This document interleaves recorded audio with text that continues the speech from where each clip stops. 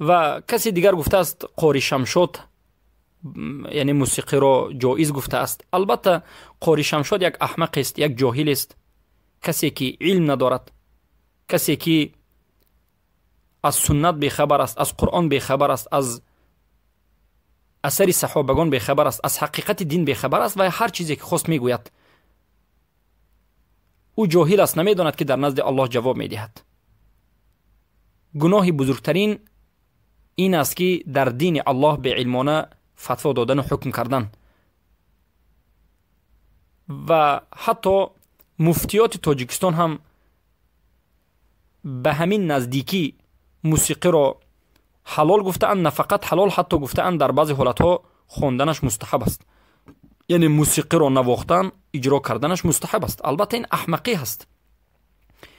این قول گفتن، فتوا دادن در شریعت الله به علمانه است، از خود فتوا دادن است، تهمت به دین اسلام است.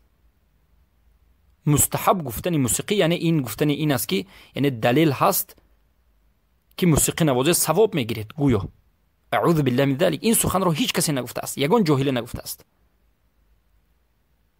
و باید مفتی از این عملش شرم دارد، مفتی تاجیکستان شرم بدارد، توبه بکند و دین الله را، حقیقتش را رساند و یا از این فتوا دهیش، از این مکان مفتیگیش دست کشد و توبه بکند. چرا که این دین دین الله است. رسول اکرم صلی الله علیه و سلم موسیقی را حرام کردند. یأتی علی امتی زمان یستحلون الحر والحریر والخمر والمعازف. به امت من یک زمان میاد که میگن در آخر زمان چیزهای حرام را حلال میگند، زنا را، شراب را، این لباسهای ابریشمی را و این چنین آلت طرب را، آلت موسیقی را. و دلیل ها برای حرام بودن موسیقی از صحابگان، از علما و از مذهب ابی حنیفه و غیره زیاد است. و سوره لقمان آیت 6 رو هم دلیل میارند.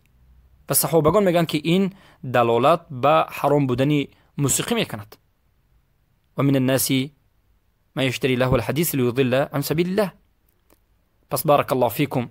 به فتوای این گمراه شدگان، فریفته شدگان، به فتوای علمای طاغوت، به فتوای این صوفی ها که هیچ ترسی از الله ندارند عمل نکنید، از اونها برحذر باشید و دانید که موسیقی حرام است. خواه با نشید آمیخته شود، خواه نشود، موسیقی همیشه حرام است. بارک الله فیکم.